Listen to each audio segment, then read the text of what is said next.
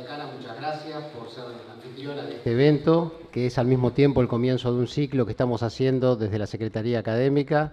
Muchas gracias también, Secretaria Académica de la UBA, licenciada Nocilia, Secretario de Ciencia y Técnica, doctor Cofone, bueno, en fin, otras autoridades presentes, público en general, y el lujo de estar acompañado aquí, este primer panel de este ciclo que hoy comienza, nada menos que por estos integrantes espléndido. Todo augura, digamos, una excelente jornada intensa de conocimiento y de comunicación.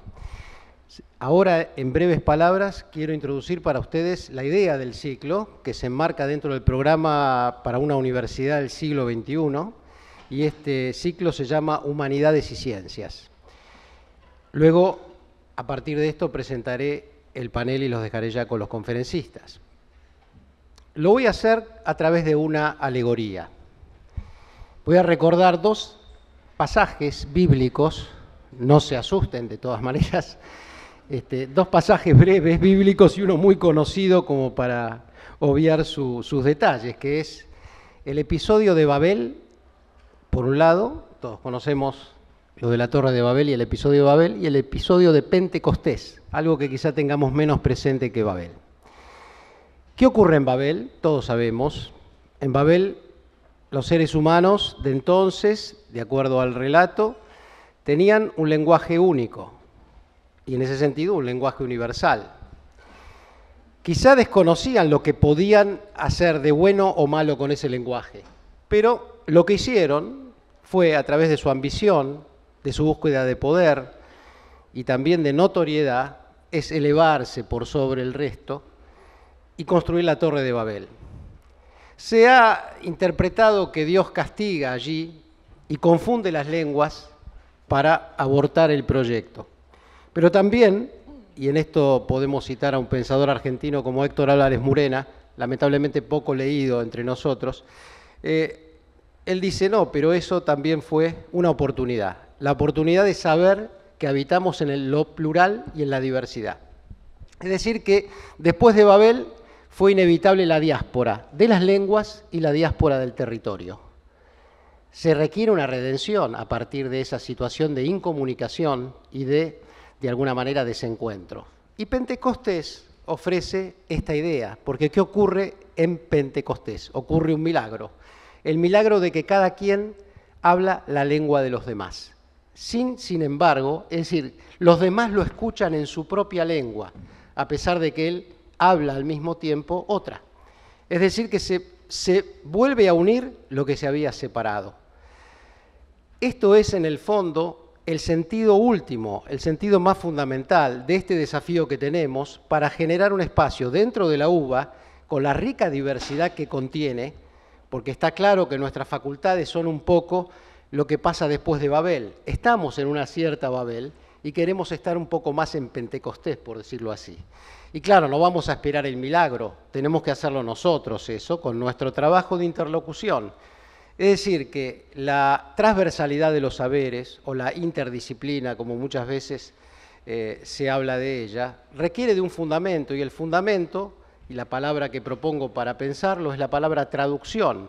Lo que necesitamos es traducirnos los unos a los otros para tener algo de eso que ocurrió en Pentecostés. Y bueno, este panel es también una manera de construir esa traducción, porque tenemos aquí la perspectiva de la filosofía, con la doctora Diana Pérez. Ahora voy a presentar a cada uno en su resumen curricular,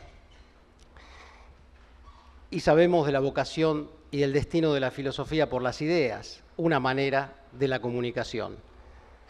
Jorge Fontevecchia, un empresario y especialista y una gran pluma y de pensamiento dentro de la comunicación. Algo así como nuestro Karl Kraus. Y entonces cabe interrogarse allí, ¿es una Babel la hipercomunicación en la que vivimos? ¿O hay posibilidades de esa traducción mutua? ¿Son las ideas de la filosofía un espacio para esa traducción posible?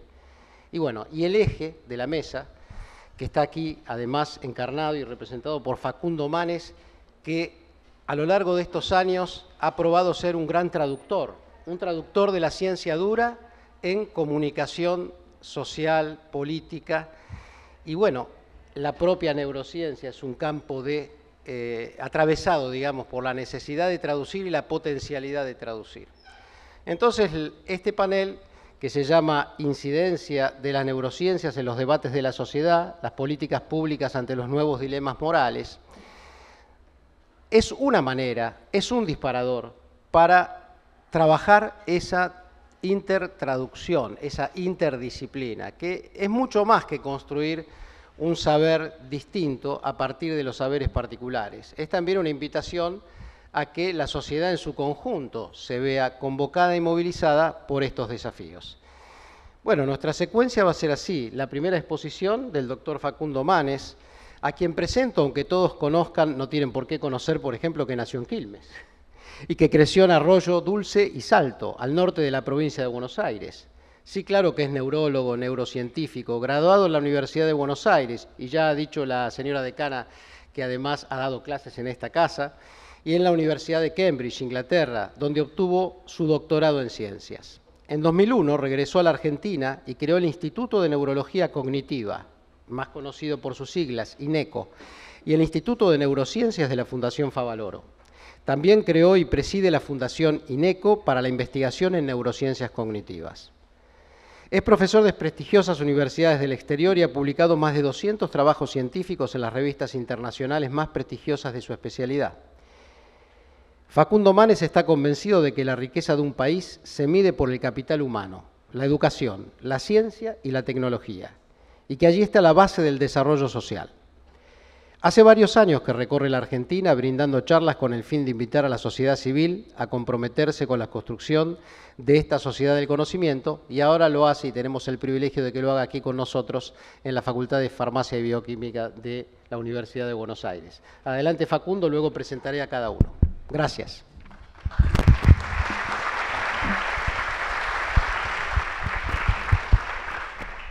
Bueno, gracias, Samuel. Es un placer estar junto a Diana y a Jorge, a quienes respeto y admiro. Es un placer haber sido recibido por las autoridades de la UBA, a quien conozco personalmente, a la decana, a Cristina, a Katy, y volver a casa, porque esta es mi casa. Yo fui ayudante de anatomía en la Facultad de Farmacia y Bioquímica. Me recibí acá al lado, estudié acá al lado, pero pasé gran parte de mi carrera trabajando acá. Samuel me dijo que aproximadamente en 15 minutos, 15 a 20 minutos, les comente un poco los dilemas de la neurociencia y los dilemas morales y éticos que debe discutir la sociedad sobre los avances en la ciencia del cerebro. Aunque no sean especialistas, aunque no seamos especialistas, en el mundo discutimos sobre fenómenos globales. Por ejemplo, el terrorismo. El terrorismo hoy en el mundo es un problema y se debate por expertos y por la mayoría de la población curiosa que discute un tema global, como es el terrorismo. También discutimos, o por lo menos escuchamos, un debate que excede a los expertos sobre algo que nos involucra, que es el calentamiento global. También sobre los fenómenos migratorios, otro tema global que todos, aunque no seamos expertos, discutimos o opinamos porque nos interesa, nos involucra. Y los que vengo a plantearles que hacen bien en estar interesados en este tema de hoy, que es la neurociencia, no por mí, porque soy una hormiga en un mundo de millones de hormigas que desde hace siglos intentan entender cómo funciona el cerebro y la conducta humana, sino porque uno de los temas como el calentamiento global, como el terrorismo, como los fenómenos migratorios y otros temas más, que va a debatir la sociedad en el futuro, que ya está debatiendo, y es bueno que se haga en la Argentina, pero que cada vez va a tomar mayor importancia, es el impacto de los dilemas morales y éticos que surgen con el avance del estudio del cerebro humano. La ciencia busca la verdad, no es buena ni mala. Y la electricidad sirve para iluminarnos, pero también puede servir para torturar. Y los avances en entender la conducta humana y manipularla puede servir para ayudar a pacientes, que es lo que buscan la mayoría de los científicos, neurólogos, psiquiatras, biólogos, matemáticos, físicos, en todo el mundo que estudian las neurociencias, que es ayudar a pacientes, que es la primera causa de discapacidad en el mundo. La enfermedad del cerebro es la primera causa de discapacidad en el mundo, más que el cáncer y más que la enfermedad cardiovascular. Y hay miles, miles y miles de científicos desde hace mucho tiempo en el mundo, héroes y heroínas, intentando aportar capas de conocimiento para entender el sistema nervioso y con el método científico la conducta humana. La neurociencia es el estudio, usando el método científico, del sistema nervioso. Y las neurociencias cognitivas, que es un poco mi área de especialización, es el estudio o la rama de la neurociencia que intenta entender los procesos cognitivos y conductuales. Así como cualquiera de ustedes, si tiene un infarto agudo de miocardio, no dudaría de ir al mayor centro de cardiología, al más especializado. Así que cualquiera de ustedes, si quiere viajar a Europa o a Uruguay, tomaría un avión por los avances de la ciencia en estos temas, en la aeronáutica, en la cardiología, en la genética. Si cualquiera de ustedes o un hijo de ustedes tendría una infección específica, tomaría el antibiótico con mayor evidencia, o no se resistiría a tomar el antibiótico con mayor evidencia demostrada para curar esa infección. El avance del método científico para estudiar el sistema nervioso y la conducta humana, eso es la neurociencia. Obviamente que tiene límites, obviamente que es ambigua. De hecho, se los dice alguien que escribe libros en coautoría con un experto en letras. Porque la pregunta es, ¿puede un ser humano entender el órgano más complejo del universo? No hay otro órgano más complejo que el cerebro. El corazón no intenta entenderse a sí mismo, el hígado no intenta entenderse a sí mismo. La mayor computadora, la computadora más grande que hay hoy en el mundo, más potente, no puede ni intentar entenderse a sí misma. ¿Podrá entonces el ser humano entenderse a sí mismo? Quizás es una tarea imposible, lo sabemos, pero se está avanzando. Y se los dice alguien que, como les contaba, escribe libros con un experto en letras. No, que es Mateo Niro, no para que Mateo me ayude a traducir a la sociedad no especialista temas duros científicos, sino porque yo soy consciente de que la ciencia no se permite la ambigüedad que se permite la filosofía, el arte, el periodismo. Y en este diálogo de disciplinas está la riqueza de la neurociencia. Primer concepto que quiero dejarles es que la neurociencia no está ligada a ninguna especialidad. Uno puede ser experto en neurociencia siendo filósofo, siendo biólogo, siendo matemático, siendo educador, siendo psiquiatra, siendo experto en sistemas, físico. La neurociencia no está ligada a una especialidad, la neurociencia de la conducta humana. En un laboratorio nuestro de INECO, para dar un ejemplo, a metros de acá, o en la UBA de Exactas, hay físicos, matemáticos, biólogos. En INECO hay físicos, matemáticos y además se suman neurocirujanos, neurólogos, neuropsicólogos, psicólogos. Primer concepto, la neurociencia no está restringida a una especialidad. Y tampoco la neurociencia está restringida a un área de estudio. Nosotros podemos estudiar, y ahora voy a enfocar más que nada en lo cognitivo y en la conducta, no tanto en el estudio de la médula espinal o de la función motora de los músculos y de los nervios y demás, de la interacción de músculo y nervios, sino en la parte de la conducta y la psicología. Pero la neurociencia es el estudio del sistema nervioso con el método científico, lo mismo que hace la genética, la cardiología, la infectología, la aeronáutica, la tecnología. Y la neurociencia cognitiva es el estudio con el método de la neurociencia, de la conducta y de la cognition. Y les decía que la neurociencia tampoco es reduccionista en los niveles de estudio. Nosotros estudiamos que este contacto humano, que tocarla a Diana, me produce a mí, o mirarla, y mirarlo a Jorge, me produce a mí cambios específicos en neurotransmisores que no se producen en las redes. Si yo leo una columna de Jorge. Al mirarlo a Jorge, al ver sus ojos, a ver si me está atendiendo o si le parezco un delirante, porque parte de lo no consciente nuestro es interpretar la cara del otro. La cara del otro es muy importante porque básicamente lo que hizo la especie humana en nuestra evolución es huir del peligro y buscar el placer. Y para detectar peligro, para huir del peligro hay que detectarlo, y una rápida manera de detectar el peligro es ver la cara del otro. La cara puede ser un socio, una pareja, un adversario, un enemigo, desde hace muchos, miles de años. Y cuando uno tiene contacto humano, hay moléculas que se llama, de confianza, que se llama oxitocina, ustedes la conocen bien, o dopamina de placer, que no se producen en las redes. Pero además nosotros podemos modular, les guste o no, podemos modular la confianza con aumento artificial de la oxitocina en el cerebro. Eso es a nivel molecular. Hay estudios a nivel de sistemas, hay estudios a nivel neuroanatómicos y hay estudios a nivel del efecto del contexto en la conducta. O sea que tampoco es reduccionista en los niveles de estudio.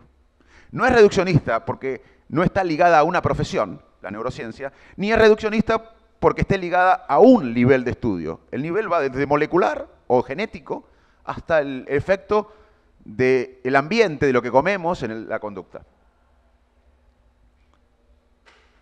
¿Y por qué les digo esto? Porque cuando yo regresé a la Argentina en el 2001, como bien decía Samuel, en el mundo, en las facultades de psicología del mundo, se estudiaba las neurociencias cognitivas como base central.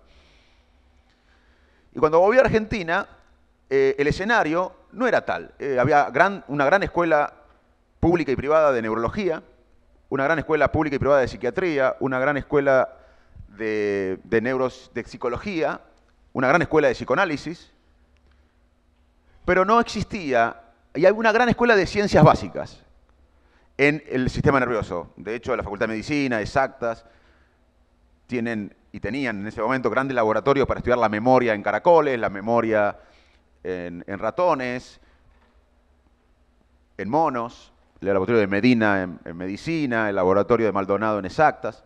Pero no había laboratorios multidisciplinarios 2001 que usaban las técnicas modernas, resonancia magnética funcional, PET, etcétera, electroencefalograma, para estudiar la conducta humana. Temas que en el mundo ya se investigaba. Y ahí, Samuel dijo que yo soy divulgador. Bueno, la verdad que empecé a escribir un libro para sobrevivir, porque yo necesitaba fondos para investigar. Y fui al CONICET, hablé con el presidente del CONICET en ese momento, y le dije, mire, en el mundo se está estudiando la conducta humana desde la ciencia.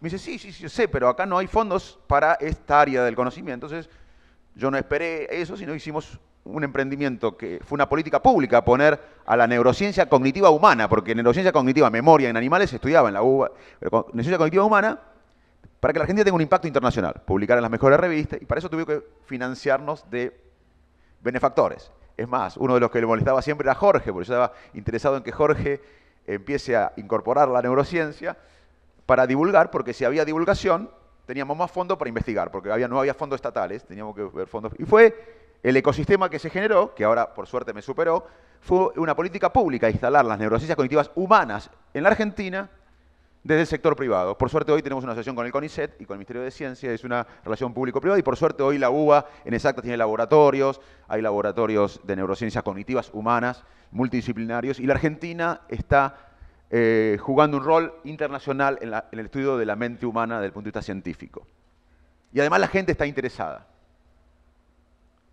¿Por qué está interesada la gente en las neurociencias en todo el mundo? Ustedes si viajan a otro país, se quedan una semana, van a ver que en el diario, una vez por semana sale algo del cerebro, en cualquier diario, están en Madrid, en Montevideo, en Santiago de Chile, en Nueva York o en Londres.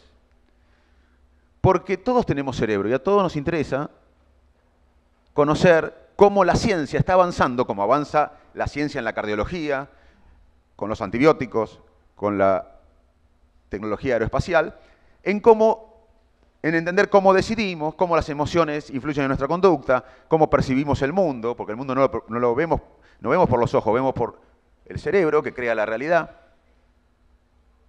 Entonces, el primer motivo por el cual la gente está interesada en el cerebro, en todo el mundo, no en la Argentina, es porque todos tenemos cerebro y a todos nos interesa saber avanza la ciencia en entender nuestra mente, nuestro cerebro, nuestra conducta. El segundo punto por el cual la gente está interesada en el cerebro, y ustedes deben saber de esto, es porque es la principal causa de discapacidad en el mundo, como les decía antes. Y el tercer aspecto por el que la gente está interesada, o nosotros tenemos la obligación de interesarlos, es porque ustedes, la sociedad no especialista en neurociencia, va a tener que debatir los dilemas morales y éticos de los avances de la neurociencia. ¿Cuáles son? Ahora les voy a contar. Algunos. Yo les dije que había miles de científicos, miles y miles y miles de científicos en la historia, de décadas hasta ahora, en todo el mundo, que estaban construyendo con ideas capas de conocimiento para entender el sistema nervioso y sobre todo la mente. Por eso es difícil ganar un premio Nobel estudiando la mente, porque son capas de conocimiento, cada uno aporta un granito de arena, no es tanto como descubrir un neurotransmisor o un aspecto de otra parte del cuerpo. Estudiar la conducta no es tan fácil. Es más, yo les dije que algunos somos escépticos si el ser humano puede lograr entenderse a sí mismo.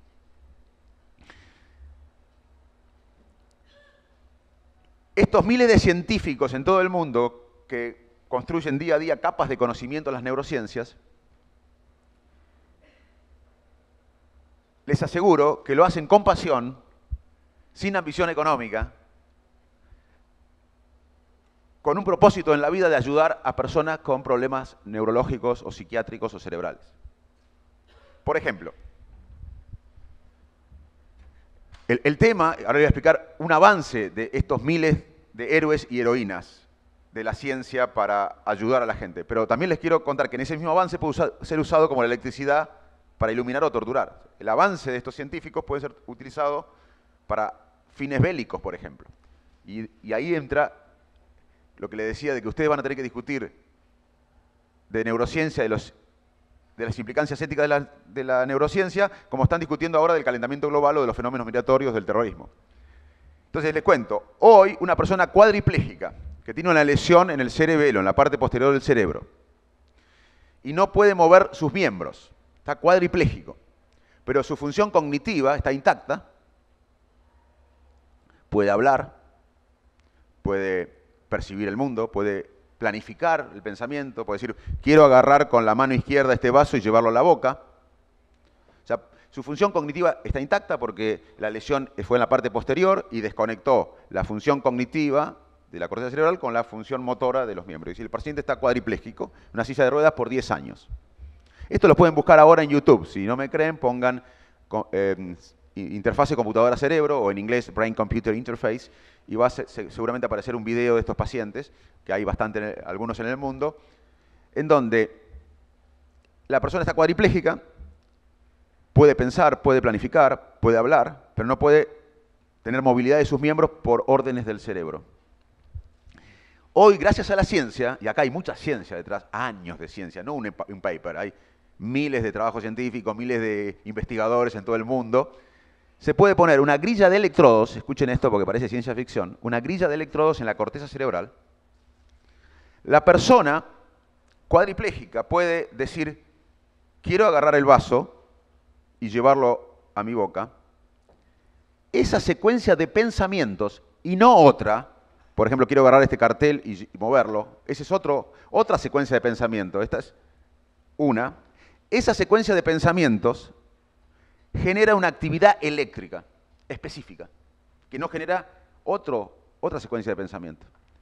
Esa secuencia de pensamientos se puede registrar eléctricamente. Se puede registrar por esa grilla de electrodos y decodificar con un software muy complejo que activa un brazo robótico que agarra el vaso y le permite tomar agua a un paciente que hace 10 años no puede mover un miembro por la fuerza de sus pensamientos. Si usted tiene un hijo así, cuadripléjico, un hermano cuadripléjico, o ustedes están cuadriplégicos, o sus padres están cuadriplégicos, o tienen compasión por alguien cuadripléjico, ustedes aplauden a la ciencia.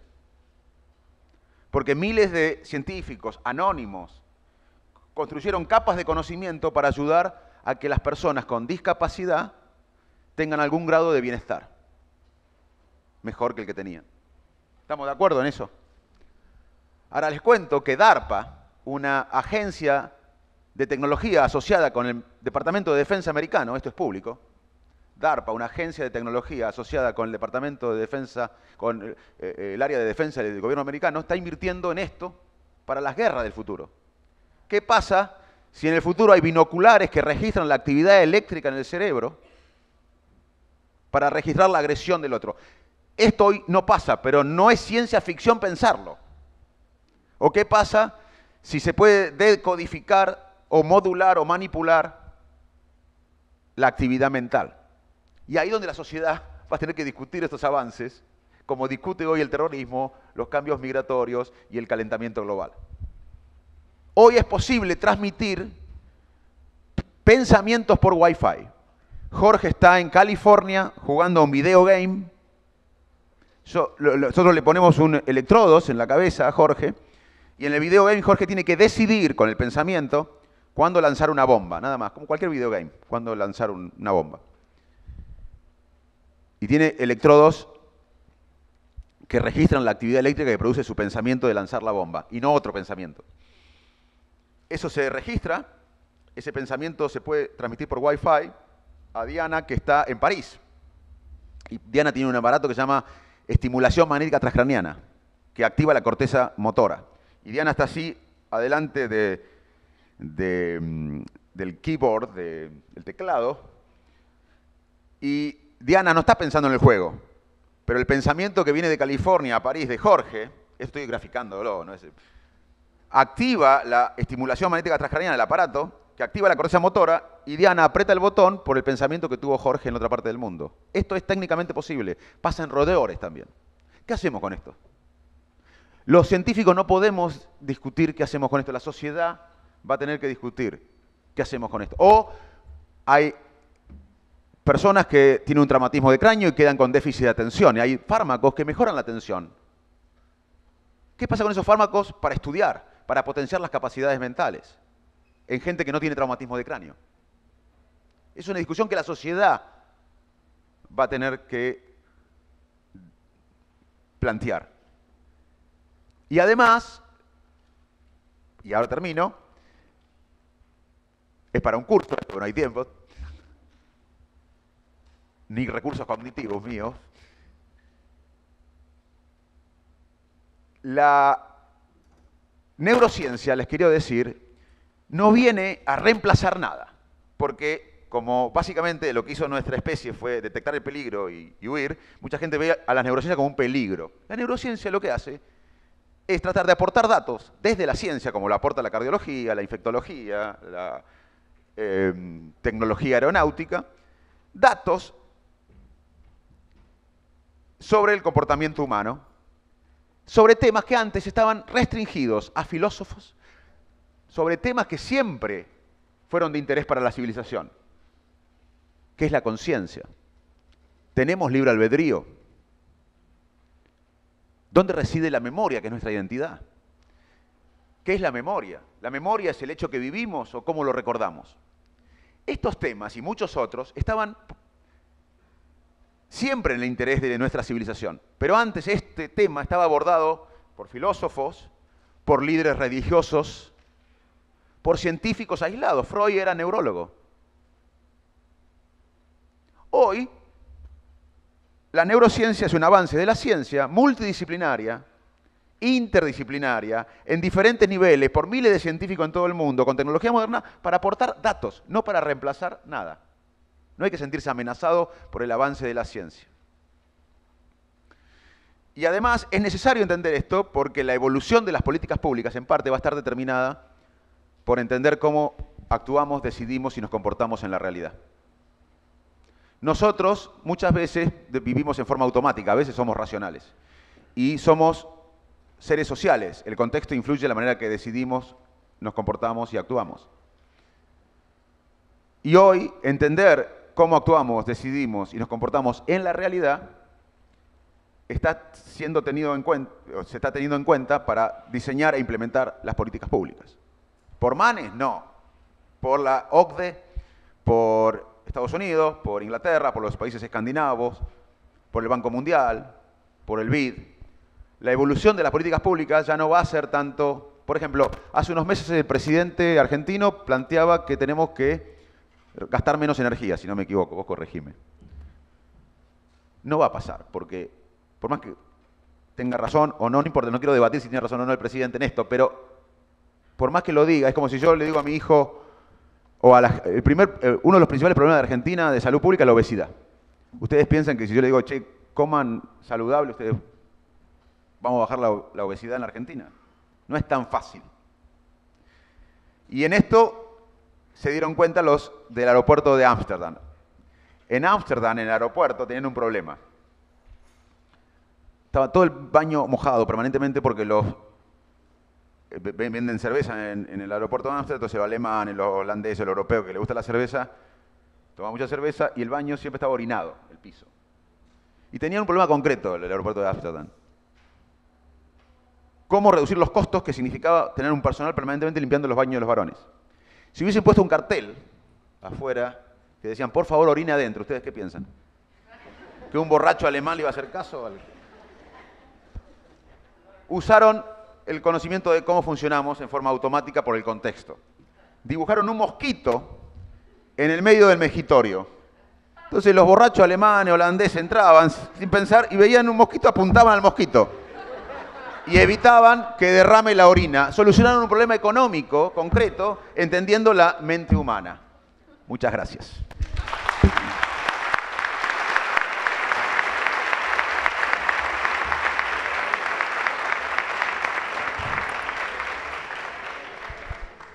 Bueno, muchas gracias, doctor Manes. Y ahora hay un montón de interrogantes que quedaron planteados que seguramente después tendrán oportunidad el panel, tal vez también el público, de acuerdo a cómo vaya el horario, a meternos en ellos, pues son grandes interrogantes, por supuesto. Ahora vamos a dar lugar a la exposición de la doctora Diana Pérez, que es doctora en filosofía, especializada en la metafísica de la mente y la filosofía de la psicología. Es profesora regular de metafísica y de fundamentos de filosofía del Departamento de Filosofía. Es investigadora principal del CONICET y actualmente directora de la Unidad Ejecutora Instituto de Investigaciones Filosóficas de doble dependencia, CONICET y SADAF, la Sociedad Argentina de Análisis Filosófico.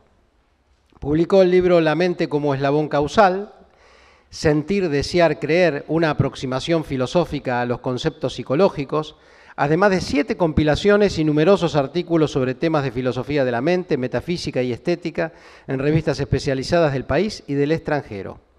Presentó numerosos trabajos y conferencias en el país y en el exterior. Fue galardonada con el Premio Jusey 2003 y el Diploma al Mérito CONEX 2006. Dirigió y continúa dirigiendo numerosos proyectos de investigación financiados por diversas instituciones, CONICET, UBA, AMP, CIT, entre otras. Bueno, un gusto, Diana, tenerte aquí y pasarte el... Bueno, muy bien. Bueno, buenas tardes a todos. Me invitaron acá en mi calidad de filósofo justamente para dialogar las ciencias y las humanidades, y lo que voy a decir en realidad es una especie de continuación de lo que estaba diciendo recién Facundo Manes, en el sentido de tratar de esclarecer un poco más cuál podría ser el rol que pueden tener las ciencias sociales y las ciencias humanas en esta contribución que desde las neurociencias se puede hacer para eventualmente cambiar cosas que nos rodean en nuestro mundo, en nuestra sociedad, y que querríamos que fueran de una manera diferente. Para eso están las diversas políticas públicas, los cambios sociales, etc. Y lo que voy a tratar de hacer es entonces mostrar cómo es que las neurociencias y sobre todo la forma en la que se ven públicamente las neurociencias debería complementarse con algunas preguntas y algunos saberes que vienen de otras disciplinas. No estoy acá de ninguna manera para decir que la ciencia o los científicos en general son irrelevantes para diseñar políticas públicas y para mejorar el mundo en el que vivimos, más bien todo lo contrario. Creo que la ciencia es fundamental, que debe ser los científicos consultados a la hora de llevar adelante cualquier actividad que involucre cambiar la sociedad en la que vivimos. Y creo que los científicos deben ser consultados, y es importante escuchar la voz de la ciencia, por dos razones. Una razón tiene que ver con, concretamente en nuestro país, sobre todo, el hecho de que las instituciones de ciencia y técnica son financiadas por el Estado Nacional. El CONICET, al que pertenezco, está mantenido por el Estado Nacional, es financiado por el Estado Nacional. Las universidades nacionales, como la universidad donde estamos ahora, también es financiada por el Estado Nacional. Y por lo tanto, de alguna manera, los saberes que se logran a partir de este financiamiento del Estado deben volver a la sociedad y deben volver para mejorar la situación y las políticas que se llevan adelante desde el Estado.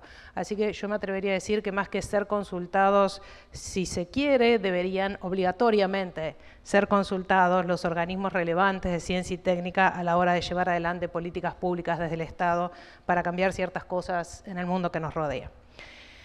Pero además de eso, además de esta cuestión más bien política, económica, hay una razón, y es un poco lo que dijo Facundo recién, y es que la ciencia nos da el mejor conocimiento que tenemos del mundo, sin duda el mejor conocimiento que tenemos del mundo físico, del mundo natural, del mundo biológico y, por qué no, también del mundo humano.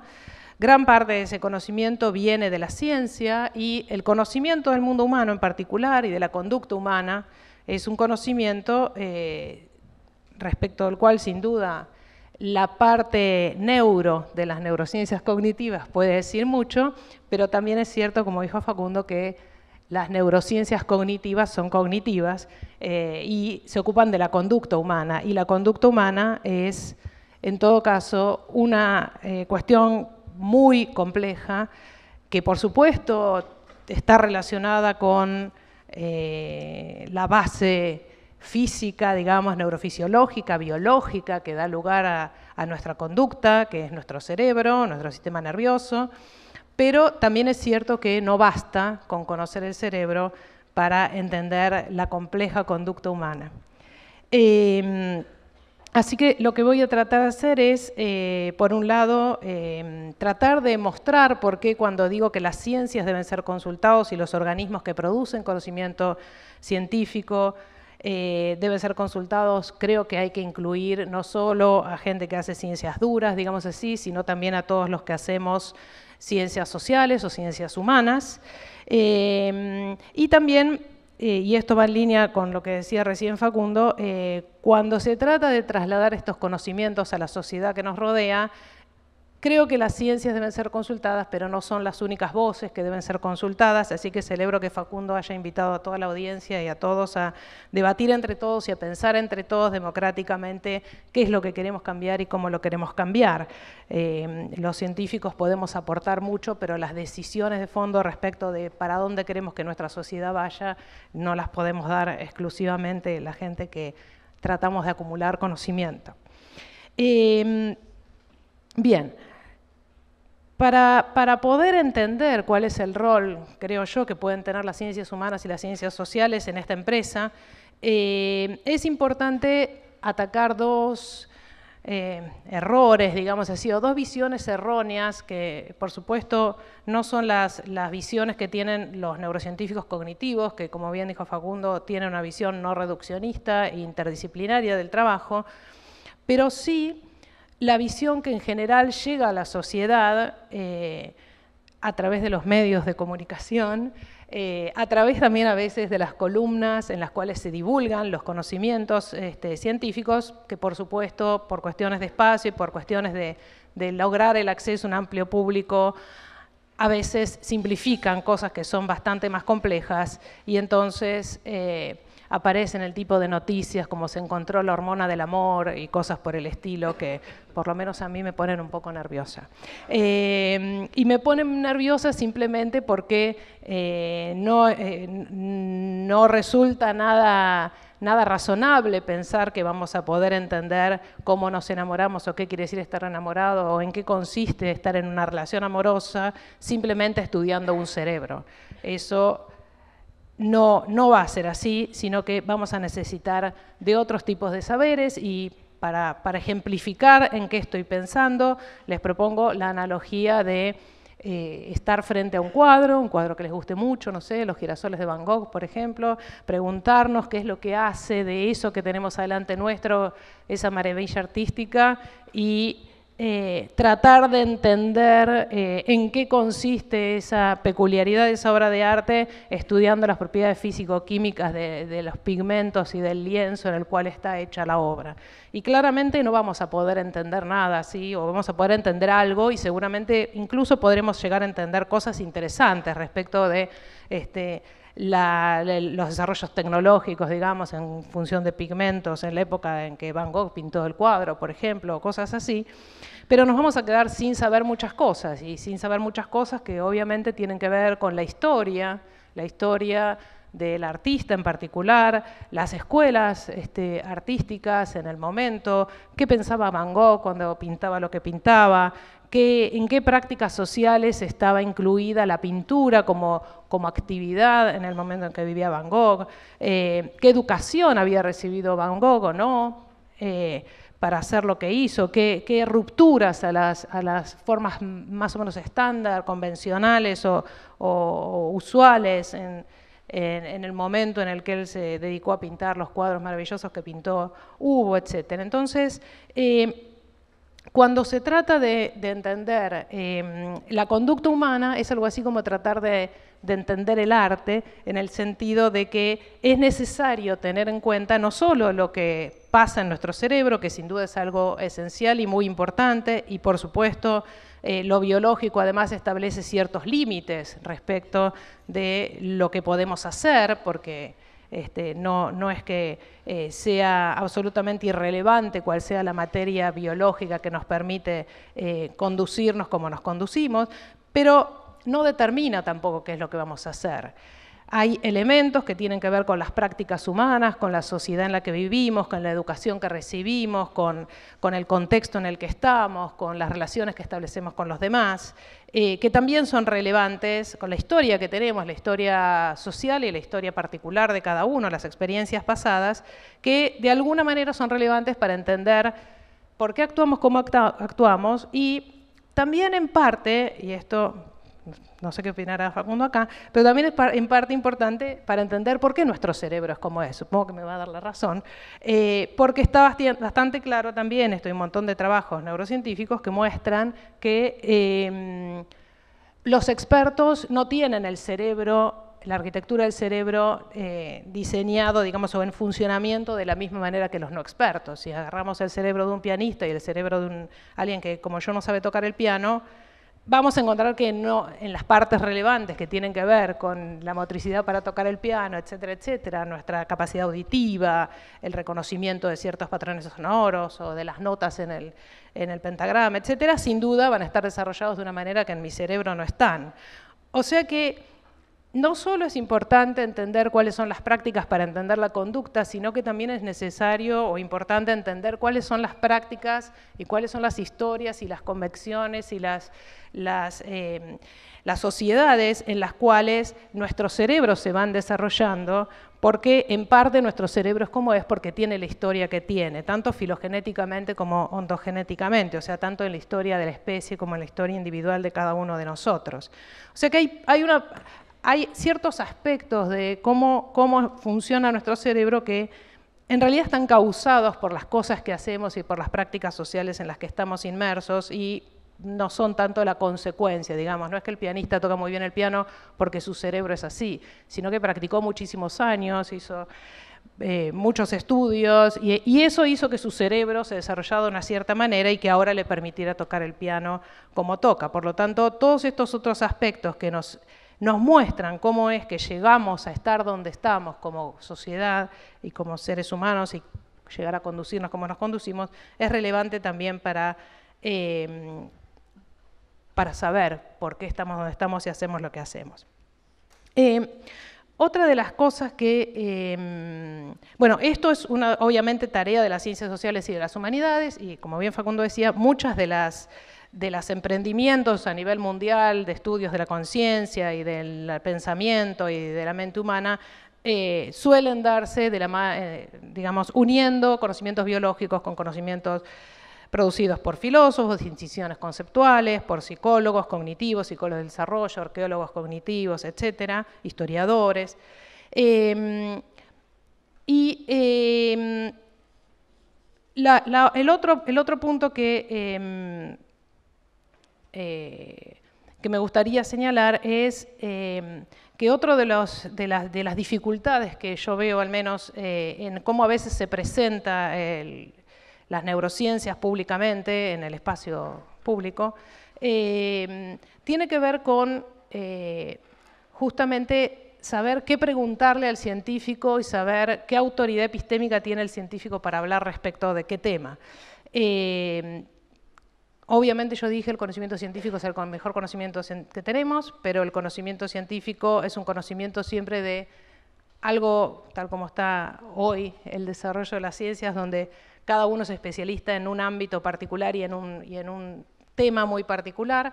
En realidad, cada uno de nosotros, científicos que formamos parte de la comunidad de ciencia y técnica de este país, somos especialistas en algo bastante acotado, y a veces, de nuevo, tal vez por el entusiasmo de estar tratando de comunicar a una gran audiencia, o tal vez por cómo nos hacen las preguntas en los medios masivos de comunicación, emitimos opiniones sobre cosas que no son las de nuestra especialidad. Y ahí es donde, de nuevo, la opinión del científico es una opinión, como pueden ser otras, y hay que calibrarla. Ahora voy a dar un ejemplo para mostrar más claramente qué estoy diciendo con esto adecuadamente.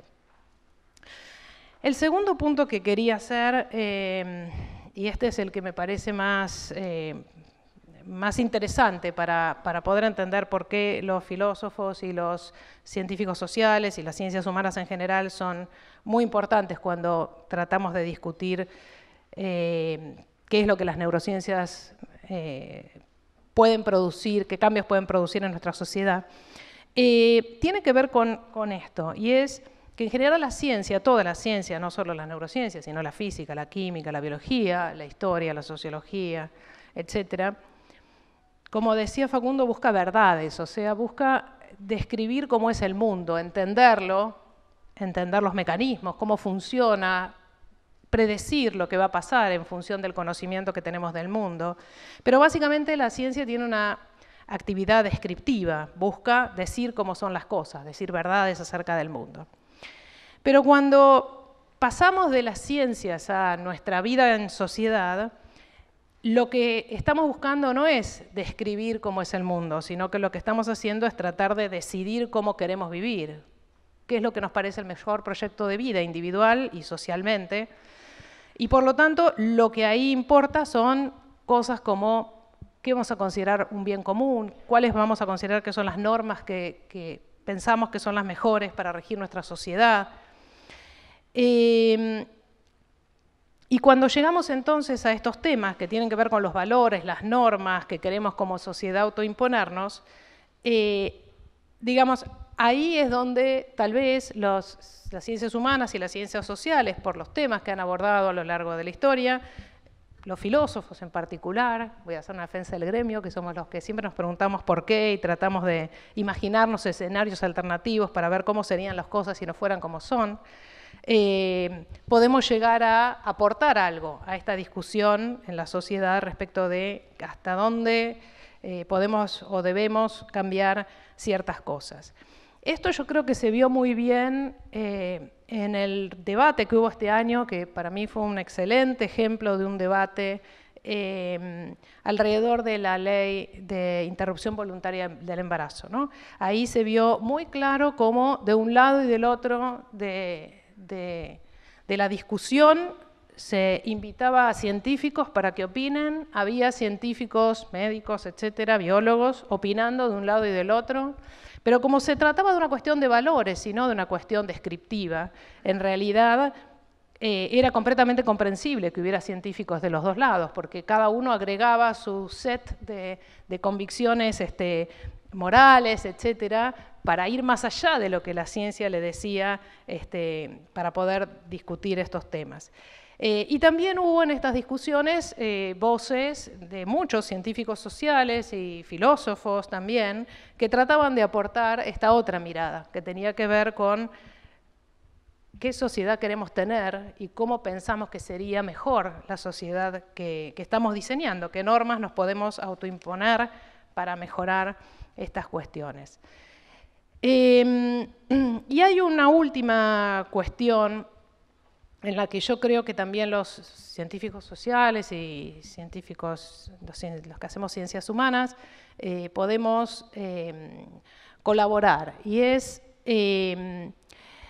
lo siguiente: además de que la ciencia nos da verdades, nos acerca a las verdades, también es cierto que la ciencia muchas veces se equivoca. No hay que ir muy lejos en la historia de la ciencia para darse cuenta de que científicos muy renombrados han dicho cosas que hoy sabemos que son falsas y hoy cambiamos nuestra forma de ver ciertas cuestiones. Y esto pasa en muchos ámbitos, pero también pasa en la psiquiatría y también pasa en cuestiones tales como, para mí uno de los ejemplos más emblemáticos es el hecho de que hasta hace 50 años la homosexualidad o las prácticas homosexuales eran vistas como patológicas. Hoy no pensamos eso. Y hoy no pensamos eso porque cambiaron las formas en las que nos entendemos los unos a los otros y queremos vivir en sociedad. No cambió nuestra biología. Lo que pasa es que ahora pensamos que no resulta relevante estudiar cómo funciona el cerebro de alguien para entender sus prácticas sexuales, porque no es eso lo que no nos interesa meternos en la privacidad de la vida de cada uno, ni queremos normar acerca de cómo deben o no hacerse ciertas cosas, ¿sí? Entonces, también ahí, obviamente estos cambios fueron cambios sociales, cambios que los científicos sociales seguramente pueden estudiar, tanto los sociólogos como los historiadores, etc. Y obviamente también están aquellos que han criticado, y todavía hoy algunos pensamos que las formas de clasificar los trastornos, comillas, psiquiátricos, pueden ser puestas en cuestión. Y pueden ser puestas en cuestión en ciertos casos porque tal vez no todo lo que está en los DSM, que son los manuales en los cuales se supone que está clasificados los distintos trastornos psiquiátricos, recortan el mundo de una manera neutra, digamos, verdadera, sin sesgarse sin estar sesgados por cuestiones que tienen que ver con cómo normativamente nos autoimponemos como seres sociales desarrollar nuestra vida. Finalmente, simplemente lo que quería decir es, bueno, creo que todas estas cosas apuntan a cómo las ciencias humanas y las ciencias sociales pueden contribuir para pensar en qué sociedad queremos vivir, no desconociendo los hallazgos que podamos ir haciendo, que son un montón, respecto de cómo funciona nuestro cerebro y cómo funcionamos en general biológicamente, atendiendo a nuestra historia y también teniendo en claro que para ciertas cosas, como yo decía en el caso del pianista, si lo que queremos es generar pianistas, lo que tenemos que hacer, más que pensar en qué droga mágica o qué intervención mágica en el cerebro podemos hacer para que alguien sea un eximio pianista, lo que tenemos que hacer es ver de qué manera educarlo, de qué manera generar las condiciones para que una persona pueda dedicarse a desarrollar ese arte que quiere desarrollar, etc.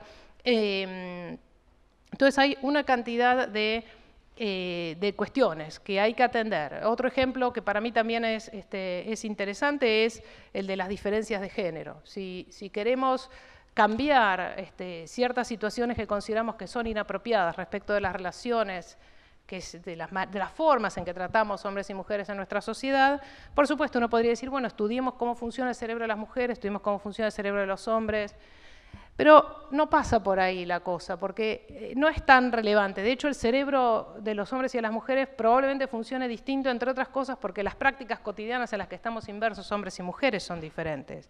Hay muy pocas mujeres en filosofía en el mundo, somos una cuarta parte, una tercera parte como mucho. Es una disciplina dominada básicamente por los hombres, pero seguramente no tenemos que averiguar si el cerebro femenino es menos apto para desarrollar la filosofía o las matemáticas o lo que sea, sino que básicamente tenemos que ver cuáles son las prácticas sociales que llevan a las mujeres a ser excluidas de ciertos ámbitos del saber, y eso nos va a permitir entender mejor qué es lo que está pasando ahí. Seguramente eso impacta en que los cerebros se desarrollen de una manera u otra, sean virtuosos del piano o no, o de la filosofía o de la matemática o de lo que sea, pero si queremos intervenir y realizar cambios sociales, no podemos solo atender a cómo de hecho quedó determinado un cerebro como fruto de nuestra historia social, etcétera, sino que además tenemos que entender cuál fue la historia que nos llevó a estar donde estamos y qué cosas son las que querríamos cambiar socialmente, y de prácticas y de normas que nos rigen para poder hacer esos cambios. Así que simplemente esa era mi contribución. Espero haber aclarado un poco más cuáles son algunos de los aspectos en los que las ciencias sociales y las ciencias humanas pueden contribuir junto con las otras disciplinas que forman parte de las neurociencias, a cambiar algunas cosas que querríamos que fueran diferentes. Gracias. Muchas gracias, Diana.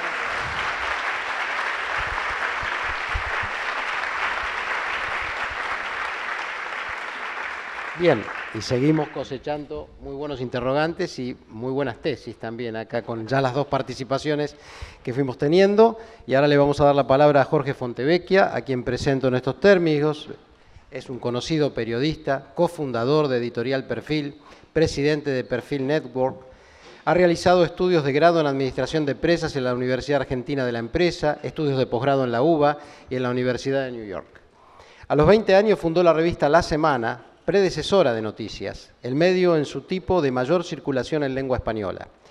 En 1998 lanzó el diario Perfil, el cual fue relanzado en 2005 y continúa siendo un periódico en su versión papel, y además es un diario también en su versión .com, y además hay muchísimas otras, en realidad, publicaciones que en este resumen no lo tengo anotado, pero que sé que también son de Editorial Perfil, y no solo acá en Argentina, sino en muy diversos países del mundo. Desde 2012 es miembro de la Academia Nacional de Periodismo, ha recibido numerosos galardones, tales como el Premio Cabot de Periodismo de la Universidad de Columbia, el Premio de Honor de la Sociedad de Entidades Periodísticas Argentinas, y en 2 oportunidades ha ganado el Premio CONEX a la dirección periodística. Ha escrito y publicado varios libros, el último de ellos de reciente aparición y que va a ser presentado dentro de pocos días aquí en Buenos Aires, es Periodismo y Verdad. Bueno, muchas gracias también, un honor que estés aquí. Gracias, Facundo. Bueno, me parece, dado que soy el último orador, bueno hacer un corolario con el comienzo que hizo Samuel de la comparación de Babel y de Pentecostés. Yo personalmente estoy con la idea de Murena, o sea, creo que haya un solo lenguaje es muy preocupante. He escuchado muchas discusiones en la Facultad de Filosofía sobre los físicos que dicen que va a quedar una sola ciencia, que es la física, y los sociólogos que va a quedar una sola ciencia, que es la sociología. Y bueno, me parece que cualquiera de las dos cosas sería muy peligrosa. Y aprovecho lo que decía Diana sobre el pianista, que me parece muy buena, muy adecuado a lo que yo quiero plantear, es decir, cuánto el cerebro es también formado y construido a partir de nuestras prácticas sociales y de actividades. Y mi preocupación respecto de un tema que me parece que es el mayor tema que hoy está enfrentando la sociedad en todo el mundo, que es la polarización, la idea del sesgo cognitivo, la ceguera paradigmática, que tiene expresiones desde Trump, la grieta en la Argentina, Bolsonaro, Italia, la salida en Alemania de la socialdemocracia. Es decir, cuánto de este pensamiento tiene un componente que se lo puede explicar también desde otras ciencias, y que afectan al funcionamiento del cerebro desde lo fáctico. Y tiene que ver, me parece a mí, con un fenómeno tecnológico que voy a tratar de describir en una serie de puntos, un fenómeno tecnológico de cómo los medios de comunicación le permiten a los seres humanos, nos permiten a los seres humanos representarnos el mundo. Es decir, el mundo que nosotros todos los días consideramos que es el mundo, es una representación que en gran parte está intermediada por los medios de comunicación. Entonces, cambios en los medios de comunicación modifican nuestra percepción del mundo. Tuve el privilegio de hacerle el último reportaje a Zygmunt Bauman poco antes de morir, y el gran sociólogo, su preocupación era cómo iba perdiéndose la memoria a partir de los teléfonos celulares inteligentes, ¿no? De la manera que nuestros antepasados, cuando dejaron de ser cazadores y pasaron a ser agricultores, perdieron cierta capacidad del oído y del olfato. Nosotros estamos perdiendo cierta capacidad de memoria porque total no es necesario usarla. Yo tengo amigos de cierta edad que a propósito memorizan los números de teléfono para entrenar su memoria. Creo que incluso palabras cruzadas son terapéuticas para personas que tienen cierto problema en la pérdida de la memoria. Entonces, ¿cómo pueden modificar estos dispositivos que nosotros utilizamos todos los días nuestra representación del mundo? Es decir, que los cambios en los medios de comunicación finalmente producen un efecto en el cerebro que luego tiene una consecuencia probablemente en nuestros sesgos cognitivos y en la tendencia a tomar posiciones extremas en la sociedad. Así que bueno, lo que les voy a describir ahora en distintos puntos explica las modificaciones que hubo en los últimos 25 años en los medios de comunicación y cómo nosotros nos representamos al mundo. Traté de hacer honor a que sea multidisciplinario, así que lo voy a explicar desde distintas perspectivas, desde la economía, la filosofía, la semiótica. Entonces, avanzo con ellas. Hay una causa técnica. Hace 25 años había solamente radios AM, tres canales de televisión en general, en la mayoría de los países que había muchos, en Europa había 1 o 2, pero en Estados Unidos había 3 cadenas de noticias, en la Argentina había 3 canales de televisión en la ciudad de Buenos Aires, en el interior en muchos lugares había 1, y ahora que se cumplen los 35 años del triunfo de Alfonsín perdió en todas las provincias que había solo un canal en blanco y negro y que transmitía a las 5 de la tarde en adelante.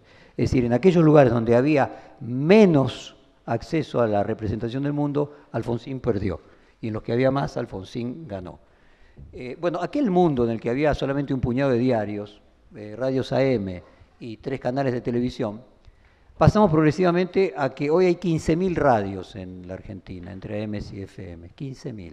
O sea, las FM duplicaron la oferta radial al infinito.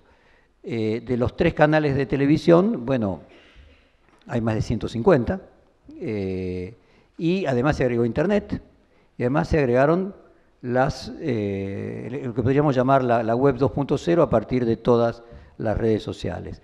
O sea, la cantidad de información que recibía una persona, que antes estaba canalizada por un puñado de medios, hoy la recibe por una enorme cantidad de oferta de medios.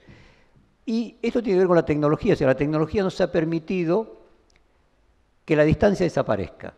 Como contaba acá Facundo, una persona en París y otra en Nueva York, a través de WhatsApp pueden hacer mover un músculo. Pero hay algo que la ciencia no ha logrado en los avances que ha tenido en los últimos 25 años, que es eliminar el tiempo. O sea, sí hemos ganado, si bien es cierto que mucha gente dice que tiempo y espacio son materias intercambiables y mucha gente expresa la distancia en tantas horas de auto, pero son metafóricamente o simbólicamente intercambiables, pero el tiempo es algo que no estamos pudiendo modificar de la misma manera que se modifica la distancia. Entonces nosotros tenemos una vida muy parecida en términos de cantidad de horas que dormimos, cantidad de horas que comemos, cantidad de horas que trabajamos, que nuestros abuelos.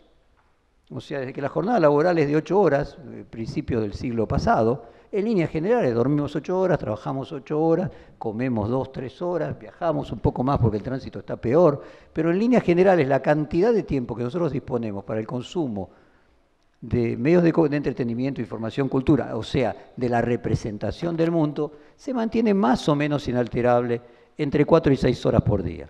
La diferencia es que la cantidad de fuentes de información en las que hoy dividimos ese tiempo es incomparable con la de nuestros padres. O sea, tenemos la misma vida en muchos aspectos que nuestros padres, pero nuestra representación del mundo es totalmente distinta. Todo esto tiene que ver con un salto cuántico a partir del año 2009, con la aparición del primer teléfono inteligente, que hace que fue simplemente pasar del Nextel, que tenía botoncitos, a que la pantalla sea táctil. A partir de que la pantalla es táctil, y esto se inventó nada más que en el 2009, no hace tantísimo tiempo, un teléfono celular pasó a ser una computadora. A partir de eso todos andamos, con computadoras en el bolsillo. Hay otra causa que la podría explicar aquellos que estudian marketing, que es la mercadológica, que de las condiciones de posibilidad se pasó a la necesidad en los medios. Es decir, antes, los medios, yo no sé, tengo problema con este micrófono y conviene cambiarlo. Muchas gracias. Antes todos los medios eran pluralistas. ¿Por qué eran pluralistas? ¿Eran más éticos que los actuales? No. No, lo hacían por egoísmo, de la misma forma que decía Adam Smith que no vamos a tener el pan cada mañana por el altruismo del panadero, sino por su egoísmo. Los medios de comunicación eran plurales porque, el caso de Estados Unidos, uno lo podría colocar entre el Partido Republicano y el Partido Demócrata, o en la Argentina entre peronismo y antiperonismo, si más o menos había una cantidad similar o muy apreciable tanto de personas de un partido como del otro, si un canal de televisión, habiendo 3, decidía ser radical o peronista o demócrata o republicano, se perdía la mitad de la audiencia y el otro le ganaba. Entonces no podía no ser pluralista, es decir, no le quedaba otra alternativa que ser pluralista. A partir de que hay 150 canales de televisión, empieza a ser posible y luego necesario que haya segmentación. Entonces ustedes encuentran canales de televisión que son a favor de Cristina Kirchner y canales de televisión que son a favor de Macri o en contra de Cristina Kirchner. Esto no es un fenómeno argentino. Uno va a Estados Unidos y se encuentra que la CNN está en contra de Trump y que Fox está a favor de Trump. No es que sean menos virtuosos o más virtuosos los actuales conductores, es que al haber 150 canales, la única forma de tener una audiencia medianamente estable es especializarse. Entonces, de la misma forma que hay medios especializados en cocina, en viaje o canales de televisión, hay canales de noticias hoy en día especializados en sesgos cognitivos y que logran satisfacer a su audiencia dándole lo que la audiencia reclama. Otra causa que explica también esta polarización que hoy estamos teniendo es filosófica. Acá Diana puede dar cátedra de eso, pero yo voy a tratar de simplificar el concepto de que la verdad, el concepto duro de verdad, típico de la modernidad y que imperó durante gran parte del siglo XX y que fue el siglo de oro del periodismo, hoy está puesta en discusión. O sea, lo que Diana mencionaba de la idea de que ciertas verdades científicas en la generación siguiente se demostraron inválidas. Digo, el libro de Thomas Kuhn, de la historia de la evolución científica, lo expresa con mucha belleza. Es decir, está claro que a partir de los años 70, podríamos decir en mayo de 68, en Estados Unidos podríamos decir de Watergate, hay una discusión en todo el mundo respecto de que la verdad como la concebíamos y la objetividad como una cosa dura y pura no era tan así. Y hay una vulgata de esto que se convierte en relativismo, o sea, pasamos de la idea de la verdad dura a que cualquier cosa es verdad.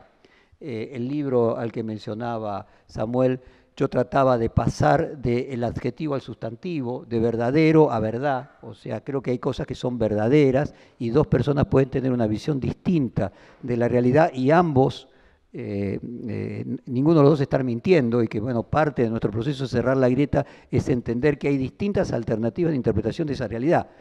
Muchas veces ustedes escucharán a los periodistas decir, bueno, pero hay hechos y los hechos los hechos son los hechos. Los hechos, claro que son los hechos, pero pasan muchas cosas juntas al mismo tiempo. Entonces, quien decide qué hechos son los que pasan, o sea, qué hechos son los que merecen ser destacados y construir la representación de la realidad que la ciudadanía tiene un sesgo. O sea, yo puedo considerar de que es más importante el caso de corrupción del gobierno anterior o la crisis económica del gobierno actual. Y aún poniéndome en la agenda más de una cosa o más de la otra, después podría decir, bueno, pero la crisis económica actual es responsabilidad de la herencia del gobierno anterior o la crisis actual es responsabilidad de los errores de este gobierno. Y seguramente en cada uno de los elementos hay posiciones verdaderas. Lo que no existe es una verdad totalizadora. Entonces, también contribuye a la idea de la no pluralidad la vulgata del relativismo. Hay una causa, a mi juicio, sociológica que tiene que ver con el fin de lo sacro. El fin de lo sacro cruza todas las actividades. Ustedes como profesores claramente ven que la autoridad que tiene hoy un profesor frente a los alumnos no es la misma que ustedes tenían hace 10, 15 años. Lo mismo nos pasa a los periodistas. Es decir, antes decían, no, pero está impreso, está escrito, es verdad. Es decir, hay una discusión respecto de la representación. A mi juicio, una de las características de las nuevas generaciones tiene que ver con cierto grado de hedonismo y una pérdida del sentido de autoridad que también permite que las interpretaciones finalmente son todas válidas porque yo tengo derecho a tener mi propia interpretación del mundo y llegamos a esas locuras como una vocero de Trump y otra de Putin diciendo que hay hechos alternativos. No es un tema hermenéutico, hay hechos alternativos. Luego hay otra causa que construye esto y que le da fundamento a esto, que tiene que ver con algo que es muy difícil de ver fuera podríamos decir, el aparato digestivo de los medios. Pero en realidad los medios que nosotros conocemos, el periodismo que nosotros conocemos, es resultado de una ley en Estados Unidos que fue en contra de los monopolios. O sea, en 1910 el presidente Teddy Roosevelt en Estados Unidos, que era de una familia patricia, tuvo un Edipo bien trabajado y decidió llevar adelante la ley antitrust, porque hasta 1910 en Estados Unidos había 7 familias que controlaban esencialmente el 80% del Producto Bruto. Uno del acero, otro de la electricidad, otro del transporte. Cuando uno tiene un monopolio, lo primero que aparece es no necesita competir. Y si no necesita competir, claramente no necesita hacer publicidad. Y fíjense cómo voy a pegar toda esta vuelta para llegar a que esa ley creó los medios que hoy nosotros vemos fundados a través de la publicidad. En el siglo XIX había diarios, claro que había diarios, tenían 4 páginas o 2 páginas, eran pagados 100% por el consumidor, como un libro, por ejemplo. Entonces su tirada era muy pequeña, muy poca gente podía pagar el precio completo de esa producción, porque es como un libro, o sea, lo tenía que pagar exclusivamente el consumidor, o como ir al teatro, que también es algo caro. Es la publicidad la que permite que el costo por el que paga el consumidor se reduzca a 1/5, porque 4/5 lo paga la publicidad. Eso en el caso de la prensa gráfica. La radio, la televisión está hecha totalmente con publicidad. Es decir, la radio se había inventado para los barcos y se convierte en un medio de comunicación a partir de la publicidad. Publicidad que, como les decía, nace en 1910, 1920. Hay un libro famoso en Estados Unidos que era la era de oro del periodismo de investigación en Estados Unidos, que es a partir de que comienza a aplicarse la ley antitrust de Teddy Roosevelt. Luego, otro elemento importante es hoy quedan menos de la mitad de los periodistas de los que había hace 5 años. Y estoy diciendo la mitad de los periodistas sumando los que trabajan en Internet, los que trabajan en las radios, en los medios offline. No es el papel el problema. No tiene que ver con el papel. O sea, sumando todos los medios digitales, la cantidad de periodistas se redujo a la mitad. En Estados Unidos había en 2012 54.000 periodistas, hoy quedan menos de 25.000, o perdón, a los 5 años quedaban menos de 25.000, no sé si hoy todavía siguen quedando menos. Y esto tiene una explicación que también se conecta con lo de la publicidad que les mencionaba recién. Aparecieron dos grandes jugadores que son Google y Facebook, que se llevan el 80% de la publicidad mundial. 80%, o sea, dos jugadores que se llevan el 80% de la publicidad mundial, que están empezando a ser regulados. Ya en Europa hay conciencia sobre este tema. Inicialmente había como cierto grado de, podríamos decir, de inocencia en ver que el Internet era libertario. Es libertario, pero luego hay dos empresas que se quedan con el 80% de lo que produce todo. Entonces, ahí hay un problema que yo creo que se va a terminar solucionando, porque creo que Estados Unidos mismo va a comprender que ahí hay un problema. ¿Por qué Estados Unidos no ha aplicado la ley de monopolios a Google y Facebook? Yo creo que hay una buena explicación del fundador de Wikileaks, Assange, que él explica que en realidad es una herramienta de defensa del sistema militar norteamericano, que tener acceso a toda la información que circula en la red, o a la gran parte de la información que circula en la red, es equivalente a 4.000 CIA. Entonces, desde el punto de vista de costo-beneficio, es una herramienta incluso militar importantísima para Estados Unidos. De hecho, China no aceptó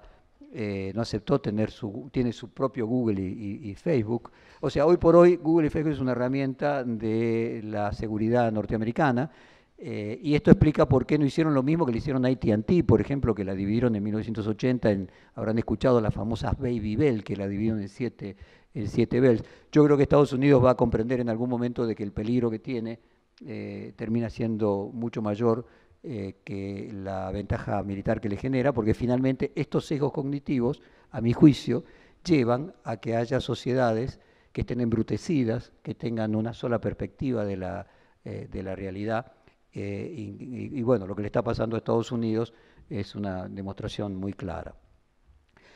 Hay otra causa que es ontológica, que es en Estados Unidos una sociedad que está empezando a discutir que news is not content. Todos ustedes deben tener alguna suscripción, algún app, o de música con Spotify, o de cine con Netflix, y están muy satisfechos con que cuando ustedes acceden a ese servicio les recomienda cosas en función del gusto que ustedes tenían. Entonces está muy bien si tienen descripto de que a uno le gustan las películas de aventuras o la música romántica. Lo que es muy bueno en términos de entretenimiento es horrible y maligno en términos de contenidos, porque lo único que hace es enviarle noticias que refuerzan su sesgo. Entonces, la formación que uno se construye del mundo termina siendo cada vez más sesgada, que también de alguna manera explica los fenómenos que tiene la política. Es decir, las empresas de medios digitales están hechas por ingenieros. Para el ingeniero, lo que sería el customer satisfaction, está muy bien que si la persona le gusta la música romántica, yo le recomiende música romántica y gana tiempo, y lógicamente que para eso está muy bien. Ahora, como para él son todos bits, da lo mismo, una película, una canción, una editorial, una nota de investigación. Entonces, ahí es donde entran también las ciencias sociales para tratar de explicar cosas que ni la física solita, ni la sociología solita pueden explicar. Luego tenemos otras formas de explicar este fenómeno, la semiológica, por ejemplo, que lo anticipó en 1967 Guy Debord en su libro La sociedad del espectáculo. Hay una proliferación de programas y de contenidos en los cuales la gente se pelea y lo que se privilegia es la polémica y el grito. En el caso de los programas de la noche de América, de Intrusos, y es el mejor ejemplo de cómo la política adoptó los formatos que antes eran para el espectáculo. Los programas de la tarde de espectáculos, el mismo esquema se pasó a la noche. No es un tema solo de América. Bolsonaro se hizo presidente yendo a esos programas y provocando a los periodistas, diciendo cosas que llamaban mucho la atención y por eso lo invitaban siempre, tenía rating, él decía cosas estrafalarias y los periodistas creían que criticando esas cosas estrafalarias, lo hundían y lo único que hacía Bolsonaro era crecer. Es exactamente lo mismo que hizo Trump. Luego hay una, digamos, causa política. A mi juicio me parece que cuando se discute sobre la idea de verdad y la objetividad de los medios, en realidad lo que se está discutiendo es si el sistema creado en la Revolución Francesa, que nace con Gutenberg, de la división de poderes, es adecuado o no.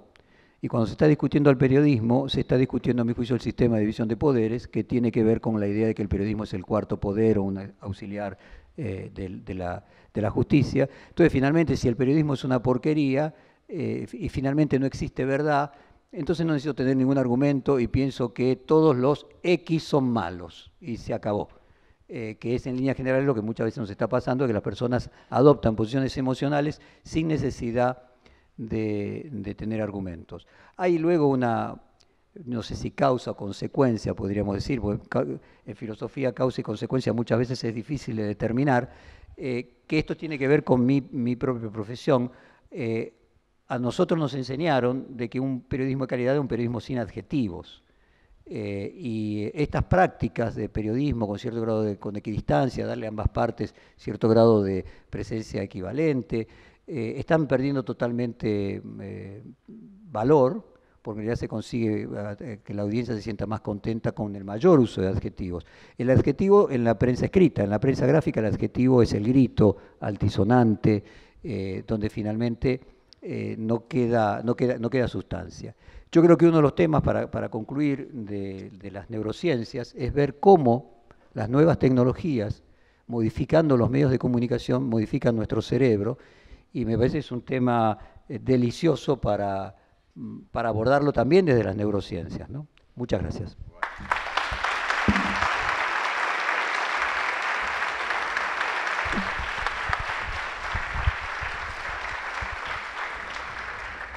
Bueno, muchas gracias Jorge, Facundo, Diana. Hemos tenido 3 exposiciones muy ricas. Ahora sería fantástico que pudiera haber un intercambio, que puede ser, cada uno a lo mejor se enganchó en algo ya en particular. Yo he estado anotando un montón de cosas, pero ahora tendría que ir a estudiarlas para luego utilizarlas. Solamente, digamos, como disparadores posiblemente comunes. Hay una palabra que se utilizó mucho por parte de los 3, y ahora Jorge la utilizó abundantemente, por lo cual subió mucho el uso, que es la palabra causa, ¿no? Es decir, o se usó la palabra o se usó el concepto a partir de otras cuestiones, ¿no? Es una primera cuestión que es interesante por ahí debatir. No sé si ahora, si tienen ganas, pero me parece que puede ser un buen espacio para hacerlo. Es 3 direccionalidades de la causa, o 3 usos de causa, o 3 direcciones de la causa.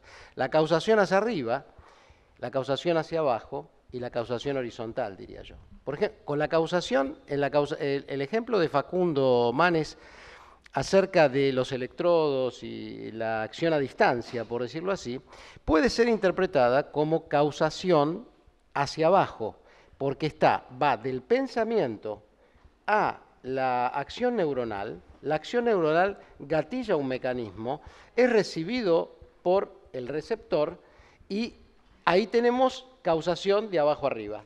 Es decir, que en el ejemplo ese tenemos en la salida causación de arriba a abajo, es decir, de mente a cerebro. Y en la recepción tenemos causación de abajo arriba, es decir, de cerebro a mente. Por lo cual, digamos, es un ejemplo interesantísimo.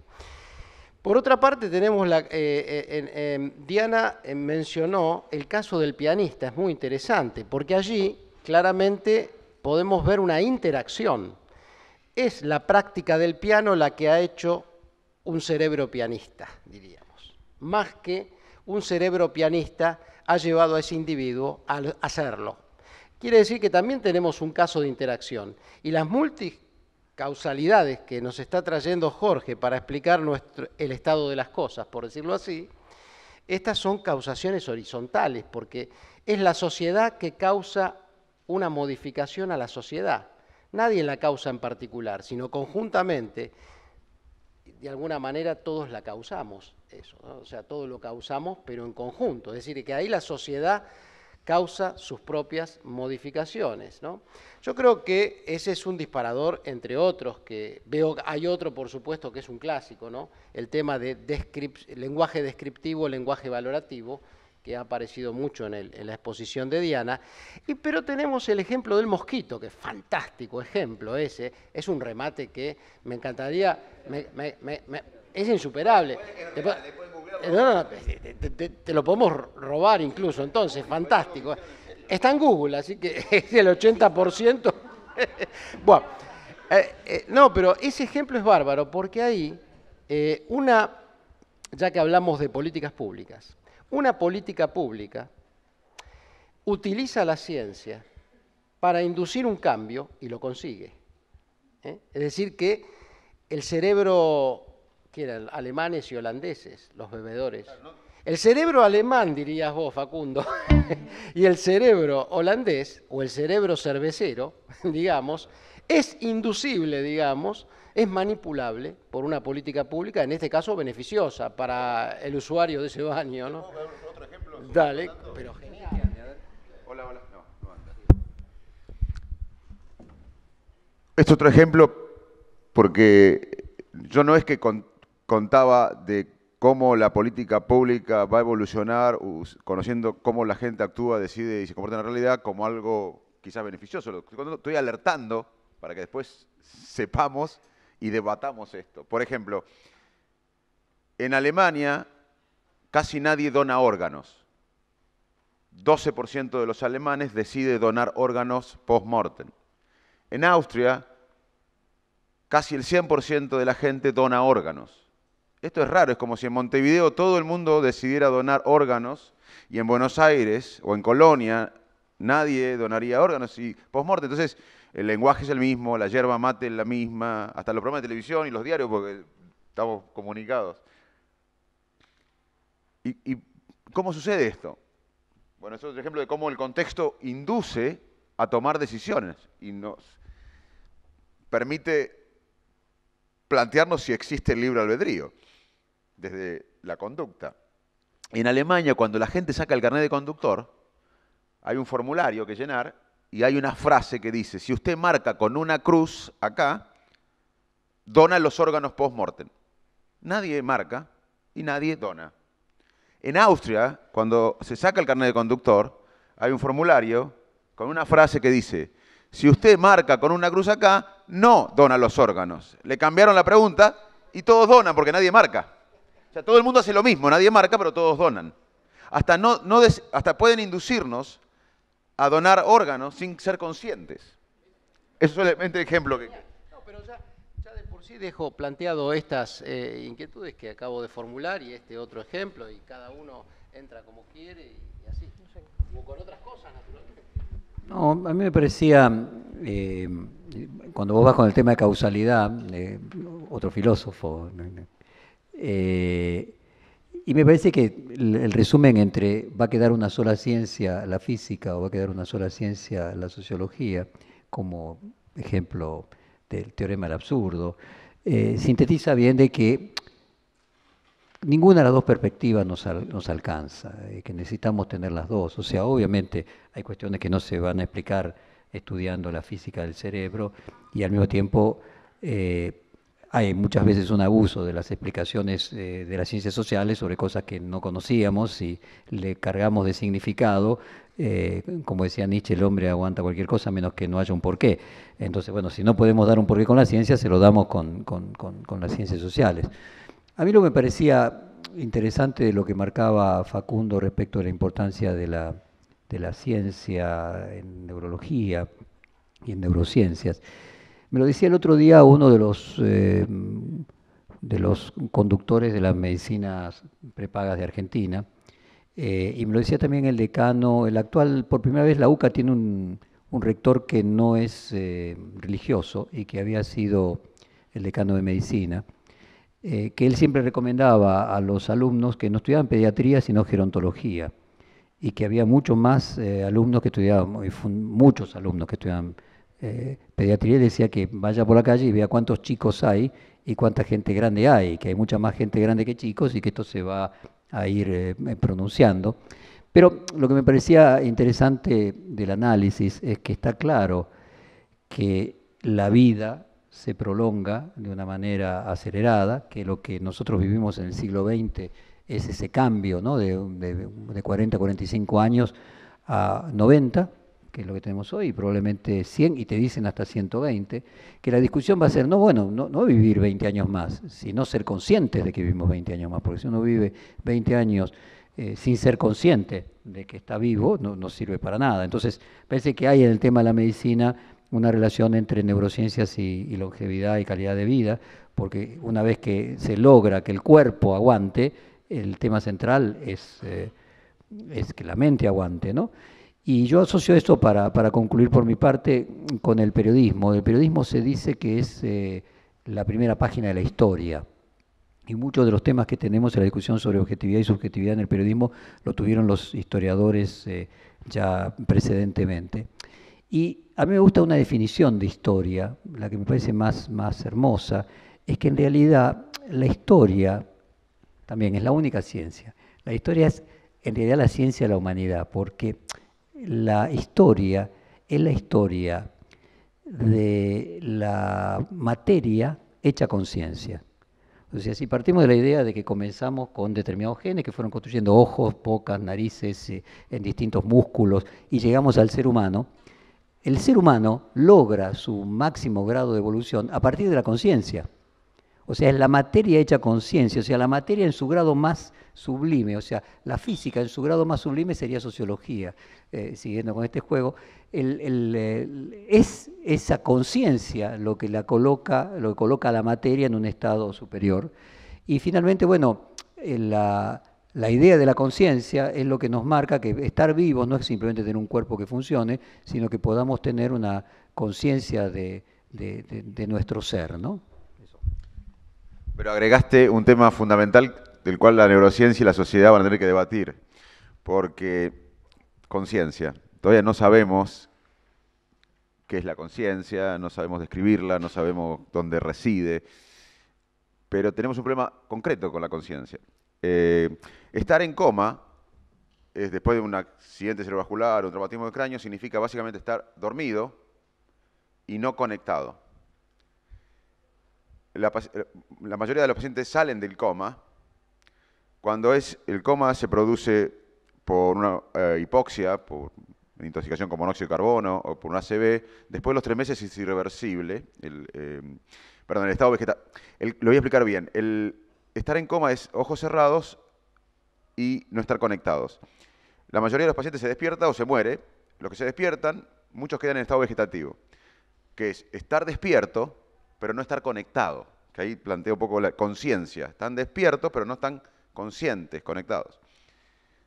Si el accidente cerebral es por hipoxia o por intoxicación por dióxido de carbono o por ACV, después de 3 meses es irreversible el estado vegetativo, no hay recuperación. Y si es por traumatismo de cráneo hay que esperar 1 año, pero después del año es irreversible.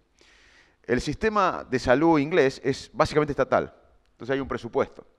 Y se decide, muchas veces los jueces tienen que decidir si después del año de alguien en estado vegetativo, o después de 3 meses de alguien en estado vegetativo por hipoxia, el Estado va a gastar recursos en mantenerlo al paciente 20, 30, 40 años.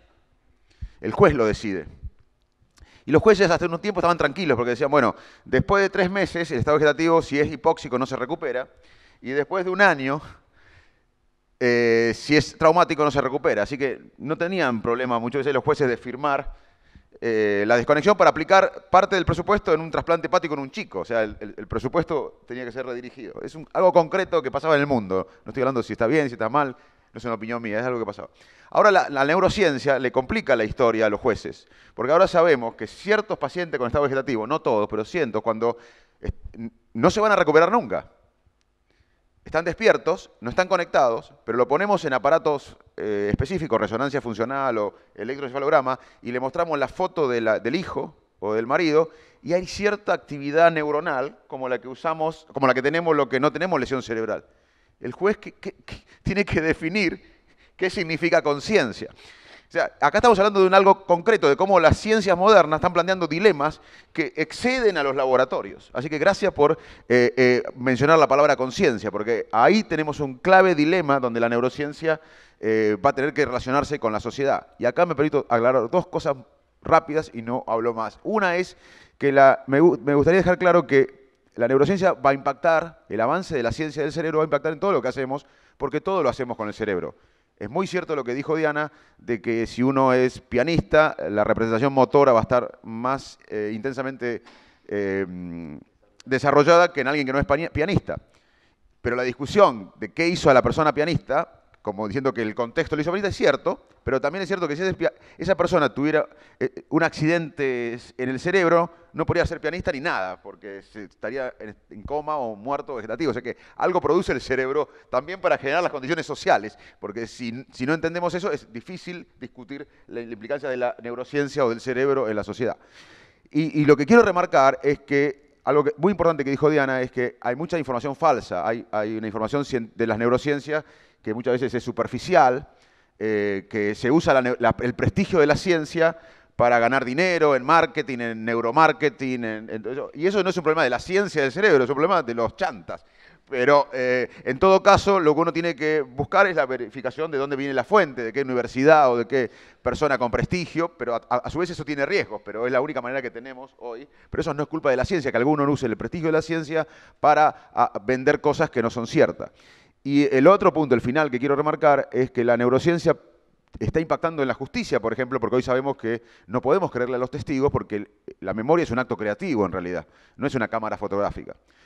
Y también la neurociencia va a impactar en la educación, porque la educación básicamente se compone de alguien que enseña y de alguien que aprende. La ciencia que estudia cómo enseñamos o que estudia cómo aprendemos, que es la neurociencia, tiene algo para aportar. Eso no significa que los neurocientíficos tengamos que hacer los planes educativos. Los planes educativos los tienen que hacer los especialistas en pedagogía. Nosotros no tenemos nada que ver. Ahora, los especialistas en pedagogía no pueden obviar lo que sabemos hoy en el cerebro de cómo aprendemos y de cómo enseñamos.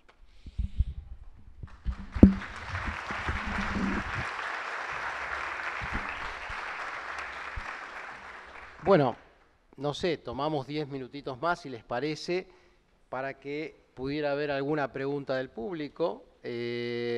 Digamos, 2 o 3 preguntas no más. Allí hay una mano levantada, pero requeriríamos que el micrófono llegue hacia usted al micrófono, etcétera, ¿no?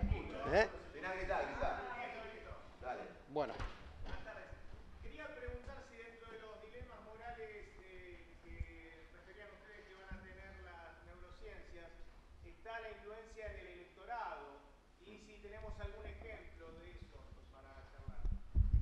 Buena pregunta. Sí, un porcentaje, te diría que menor, vota por ideologías. Una gran parte de la sociedad vota emocionalmente, por asociaciones predeterminadas, e inclusive la cara juega un rol importante en decidir la elección.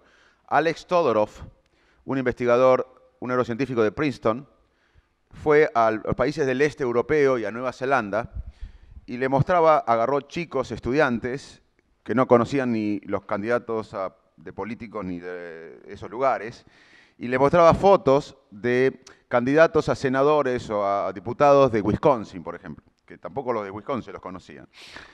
Entonces un chico de Rumania o de Nueva Zelanda veía dos fotos por vez y sabía que eran políticos que iban a ir a una elección, pero era un chico de Nueva Zelanda que no tenía ni idea ni de los políticos de Nueva Zelanda y menos de los de Wisconsin. Las fotos eran de los de Wisconsin y chicos de Rumania. Y Todorov les decía, elegí el que más te gusta, primera impresión. Y los chicos decían, este, le mostraban 2 fotos por vez y elegían.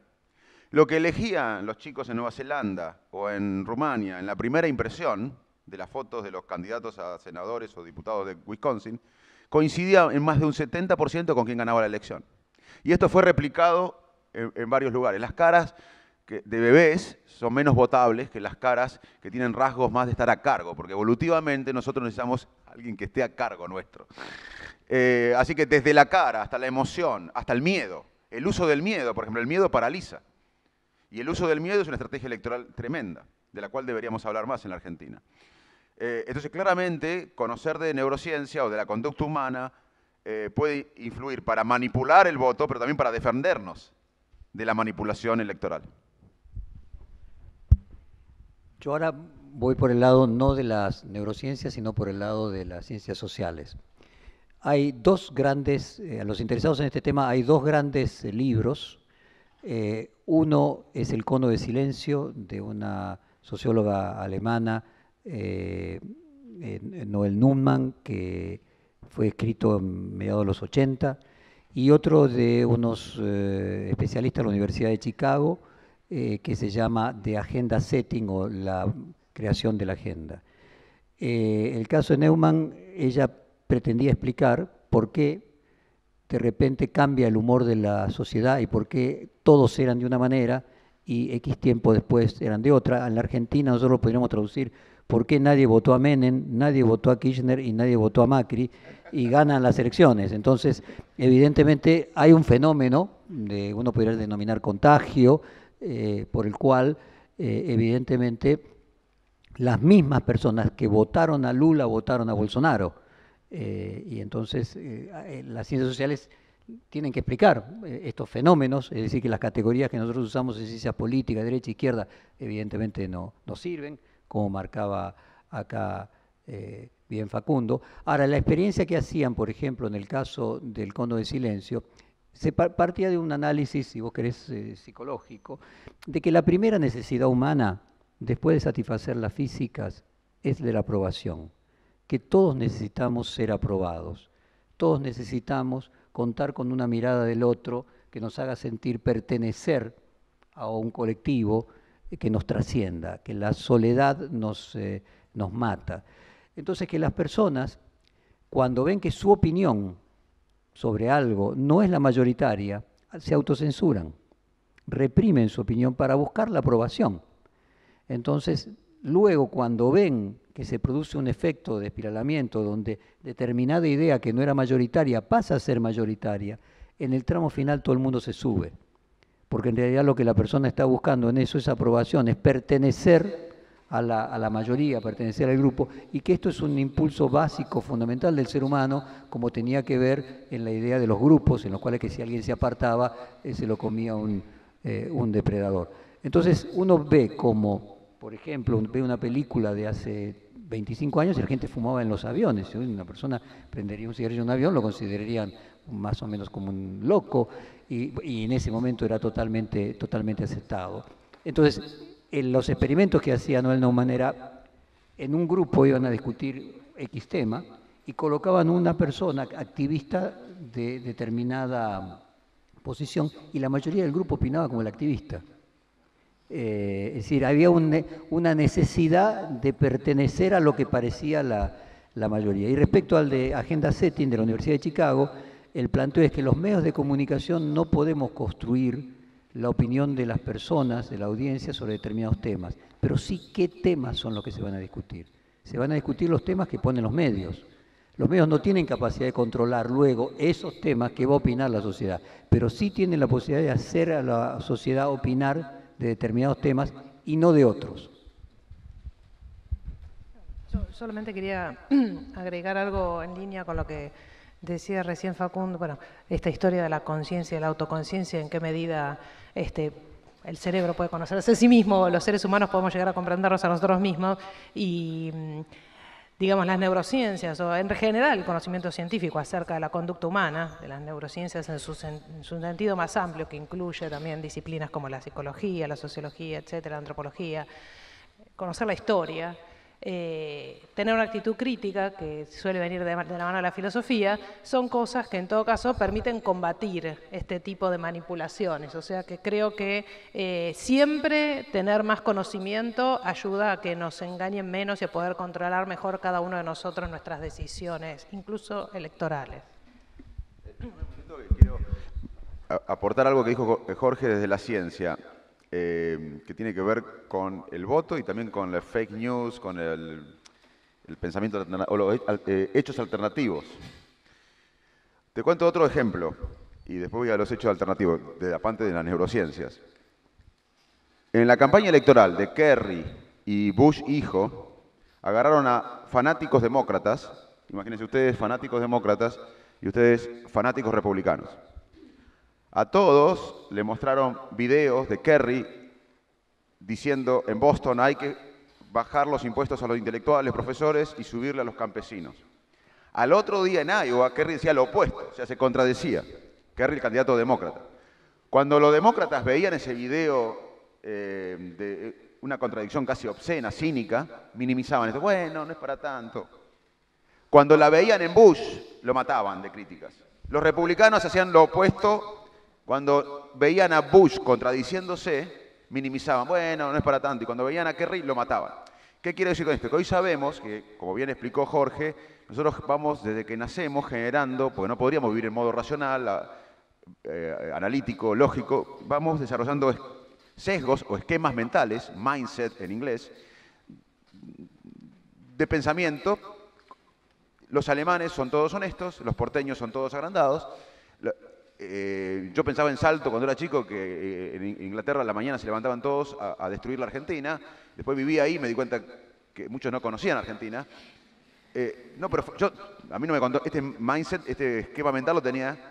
Y lo que te quiero plantear con este experimento y lo que estoy diciendo es que uno va construyendo en su vida esquemas mentales por no solo las experiencias que tiene, sino cómo las interpreta, porque mi hermano tuvo parecidas experiencias a mí, pero él las interpretó diferente. Entonces vamos generando esquemas mentales y vamos básicamente en el mundo con esas anteojeras, tomando en cuenta todo lo que coincide con nuestros preconceptos y ignorando todo lo que no coincide. E incluso recordamos de nuestra vida cosas que coinciden con lo que pensamos y tendemos a recordar menos las cosas que no coinciden con lo que pensamos. Pero nos cuesta cambiar. La evidencia no cambia lo que pensamos, porque para la especie humana, y esto lo explica la evolución, hay dos cosas más importantes que la verdad. Primero, sobrevivir. Nuestro antepasado hace 40.000 años estaba en un bosque y si había una sombra no podía pensar si era un oso agresivo o una rama. Rajaba. Porque si era un oso se lo comían, no había otro momento. Entonces no importa tanto la verdad para sobrevivir. Y lo otro es lo que decía Jorge. Es más importante que la verdad pertenecer a una tribu. Pertenecer a un grupo social es mucho más importante que la verdad. Y esto que explicaba Jorge de la espiral que se produce cuando hay una tendencia social es muy interesante. Yo nunca lo había pensado así. Pero te cuento un ejemplo y con esto termino, pero es dramático este ejemplo.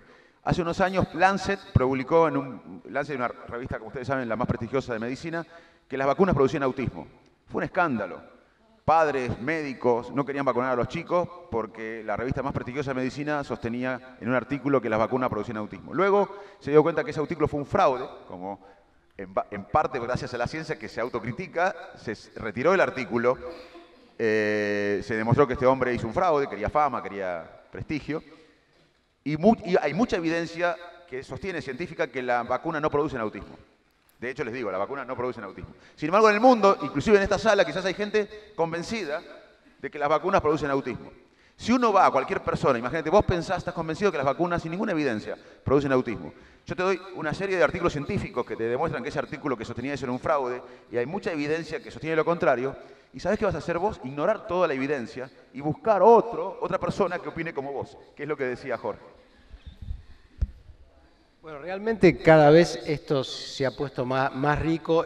Muchas gracias por aquella pregunta. Fue un disparador que al mismo tiempo dio extraordinarias respuestas. Me parece que ya hemos tenido una jornada intensa, muy rica, por este primer panel de este ciclo dentro de la Universidad para el siglo XXI de Humanidades y Ciencias.